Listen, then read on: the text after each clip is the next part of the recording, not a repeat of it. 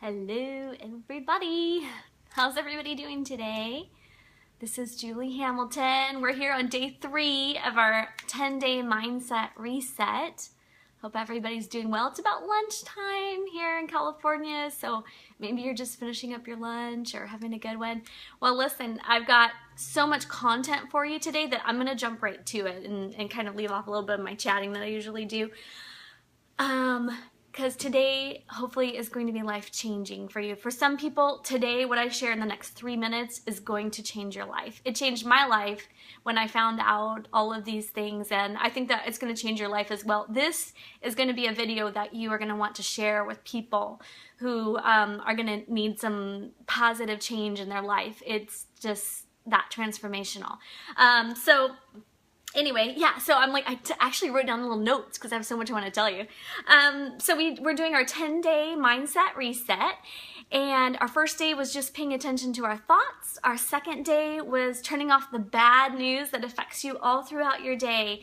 And today's action step is to identify and decide what you want to do with toxic thought patterns. Hi, Sarah! Toxic thought patterns can include worry, fear, anger, stress, jealousy, all those kind of things that when you feel them, they are not good for your body. And I'm going to start with the end in mind this time. I'm going to actually tell you the end and why we want to pay attention to it.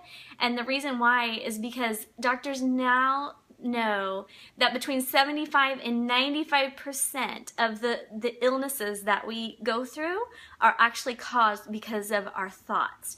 And then, of course, some people have genetic, issues that they're going through. Those are not included, of course. But like, for instance, Alzheimer's, being afraid of Alzheimer's actually increases your risk of getting Alzheimer's by 60%. And it's because it's always in your brain. You're thinking about it. And then, so what I wanted to talk about today is how those toxic thoughts can cause that 75 to 95% of diseases these days.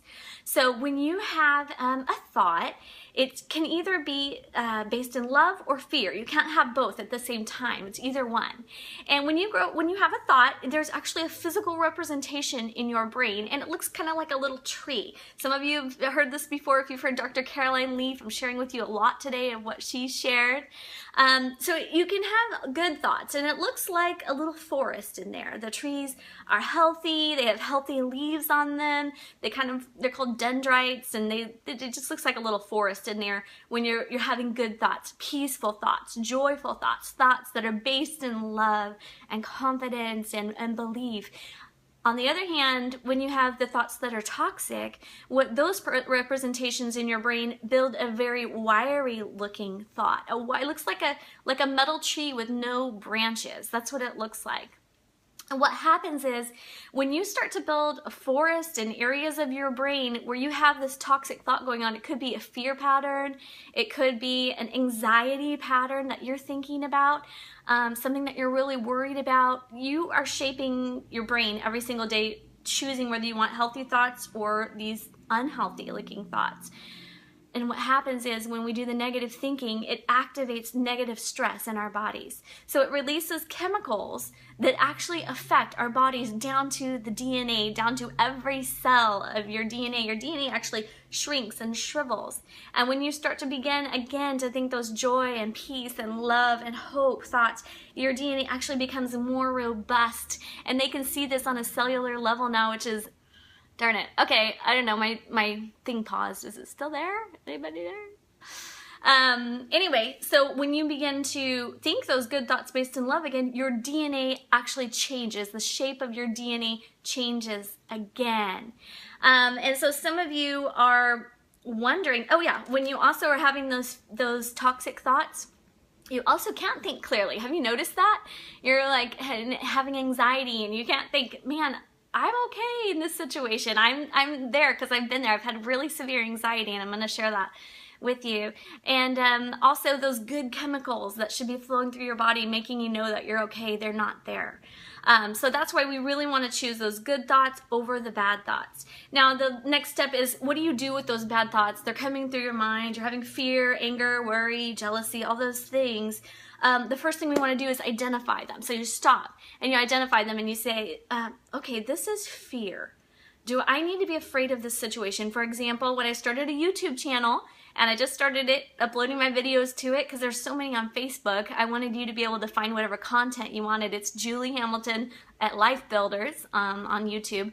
You know what? I realized that I was facing fear, because I realized, and I said, what is this feeling? And it was fear. It was fear of making myself more public means that I felt less safe. Somehow if I'm private, I'm more safe. And so I just had to get over that fear. But so identify that fear. Hi, Sue.